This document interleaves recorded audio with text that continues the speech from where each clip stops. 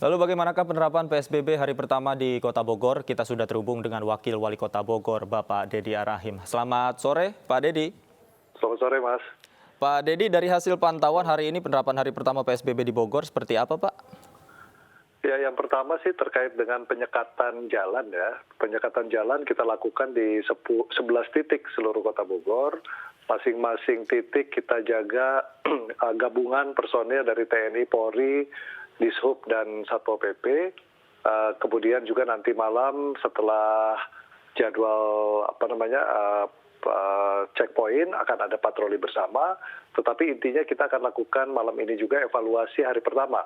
Dan kemudian juga hari pertama tadi juga kita lakukan pengecekan bersama Gubernur, Kapolda, dan Pangdam ya ke stasiun Bogor, dan kelihatannya kalau hari ini alhamdulillah banyak sekali penurunan frekuensi atau orang yang memanfaatkan KRL menuju Jakarta. Kalau dari sisi perkantoran, Pak, yang ada di Bogor, apakah tadi juga ikut dicek dan bagaimana, Pak, evaluasinya, Pak? Ada beberapa bidang usaha ya yang non pengecualian, kami sudah coba untuk datangi langsung, dan kami juga coba untuk melakukan pendekatan dari wilayah agar memang dilakukan secara maksimal. Untuk mereka yang tidak dikecualikan itu dilakukan penutupan permanen ya selama 14 hari. Jadi tidak boleh ada kegiatan-kegiatan yang tidak dikecualikan ini kemudian terus melakukan kegiatan-kegiatan seperti kegiatan hari normal, karena menurut saya ini tidak akan efektif untuk pemberlakuan PSBB. Baik, kemudian apakah memang sanksi juga sudah disiapkan, Pak? Karena memang banyak perkantoran juga yang merupakan sektor privat begitu, Pak. Apakah bisa Pemkot Bogor ini melakukan intervensi, Pak? Tadi kita sudah bahas ya dengan Kapolda Jabar, kemudian dengan Gubernur. Kapolda rencananya akan mengeluarkan semacam kartu teguran ya, karena untuk 1-2 hari ini mungkin akan lebih efektif kita lakukan sambil sosialisasi, kemudian penyadaran-penyadaran kepada publik, ditambah ada upaya-upaya penindakan tetapi dalam bentuk teguran-teguran keras dulu.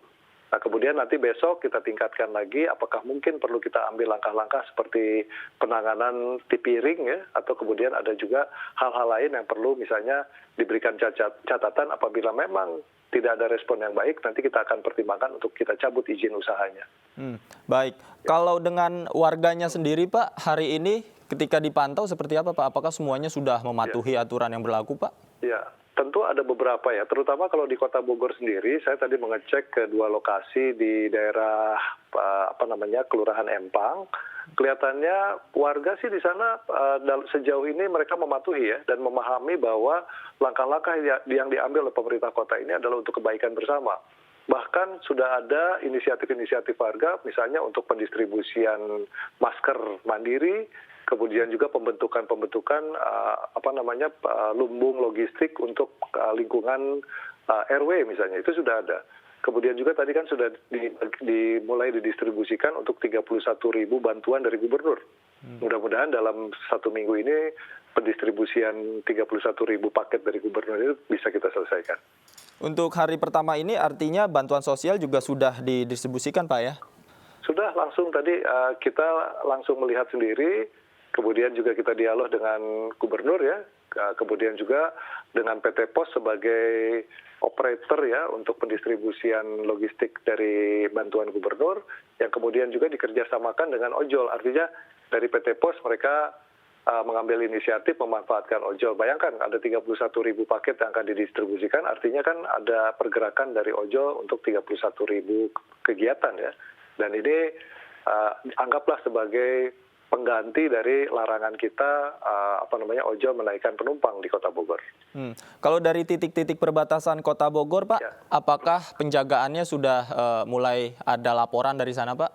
Ya, evaluasinya nanti malam, tapi laporan-laporan menunjukkan memang masih banyak ya titik-titik kelemahan, termasuk juga ada hal-hal yang memang kan ini antara satu wilayah dengan wilayah yang lain ini kan sangat rawan ya, artinya ada juga tadi misalnya dari arah Puncak, Ciawi, kemudian dari arah Cianjur, Sukabumi yang belum memahami bahwa sekarang diberlakukan PSBB di Kota Bogor. Artinya masih banyak sekali volume lalu lintas dari arah Sukabumi dan Cianjur ya yang masuk ke dalam Kota Bogor, dan kita lakukan sosialisasi supaya mereka bisa sampaikan juga kepada rekan-rekan mereka di wilayah masing-masing bahwa sekarang PSBB Bogor ini sudah berlaku dan ada beberapa pembatasan termasuk kewajiban memakai masker misalnya dan pembatasan jumlah penumpang di dalam kendaraan.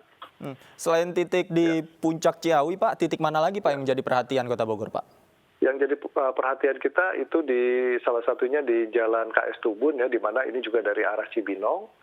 Volume kendaraan juga masih, meskipun ada penurunan kurang lebih 30% ya, tetapi saya melihat masih belum efektif secara jumlah ya kendaraan yang keluar masuk Kota Bogor, karena memang kan begini, antara Kabupaten Bogor dengan Kota Bogor meskipun tidak seluruh kecamatan di Kabupaten Bogor memberlakukan PSBB, tetapi kan ini jalur-jalur ini adalah jalur-jalur yang memang sudah dipastikan sebagai jalur-jalur yang dimanfaatkan untuk PSBB.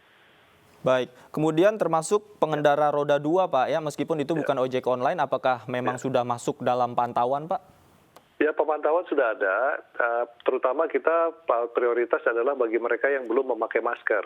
Jadi ini juga kendala juga, jadi masker ini kan kita misalnya bawa 50 gitu kan, ternyata yang tidak memakai masker lebih dari 50, jadi artinya dalam waktu yang singkat sudah habis, atau memang ada beberapa titik yang belum tersedia maskernya, dan ini sedang kita coba upayakan dalam 1-2 hari ini bisa terpenuhi sehingga kewajiban-kewajiban masyarakat memakai masker itu bisa mereka lakukan, paling tidak kita bantu dulu lah untuk tahapan awal ini. Baik, kita bicara ke sektor sosial ekonomi Pak, termasuk pasar. Apakah memang saat ini pasar juga stok kebutuhan pokoknya sudah dipantau Pak ketersediaannya Pak? Ya, kemarin kami juga diskusi dengan Menteri Pertanian, termasuk juga dengan Kepala Staf Kepresidenan ya. Pada prinsipnya sih pasokan bahan baku ya, kemudian juga logistik, termasuk juga bahan kebutuhan pokok sebetulnya tidak ada kekhawatiran. Tetapi tentu pemerintah punya keterbatasan, terutama apabila krisis ini berlarut-larut, tentu akan berimbas kepada anggaran negara yang terbebani. Nah, untuk itu memang pada prinsipnya kita ingin sekali proses penanganan COVID melalui PSBB ini efektif. Jadi banyak hal yang harus kita evaluasi, kita perbaiki supaya uang yang keluar sudah puluhan miliar atau ratusan miliar atau bahkan triliunan ini betul-betul tidak sia-sia. Karena kalau tidak kita pantau betul, kemudian juga kita tidak benar-benar lakukan penegakan, akan sia-sia dan tidak akan efektif. Bagaimana kemudian teknisnya Pak? Karena pasar ini kan menjadi salah satu epicentrum dari penyebaran COVID jika memang masyarakat ini penuh di pasar begitu. Apakah juga ada sistem jemput bola begitu atau mungkin antaran begitu ke rumah-rumah penduduk Pak? Ya, jadi sudah PD Pasar Pakuan Jaya Kota Bogor sudah melakukan beberapa inovasi. Salah satu inovasinya adalah membentuk satu divisi ya untuk belanja online, kemudian juga untuk pengantaran, bahkan untuk belanja kolektif itu sudah ada. Jadi kalau dimonitor memang ada penurunan dari volume pengunjung langsung ke pasar, terutama dari perumahan-perumahan yang memang sudah melakukan semacam pembentukan kelompok-kelompok yang belanja kolektif. Itu sudah ada, dan contohnya kemarin di Bogor Timur dan Bogor Utara sudah terjadi, dan itu menjadi salah satu alternatif bagi masyarakat untuk tidak harus langsung belanja ke pasar. Baik Pak, terakhir Pak, ini jika memang warga Bogor ini mematuhi aturan PSBB yang diberlakukan di Bogor, artinya aktivitas akan mulai menurun nanti sore Pak ya. Nah kemudian apakah jam malam memungkinkan untuk diterapkan di Kota Bogor Pak?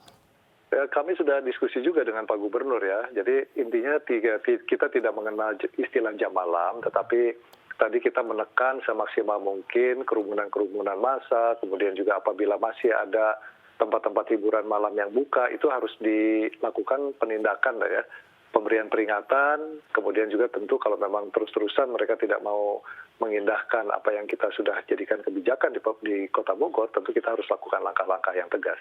Baik, terima kasih Pak Deddy Rahim, kita harapkan bersama PSBB di Kota Bogor berjalan lancar dan baik. Terima kasih Pak.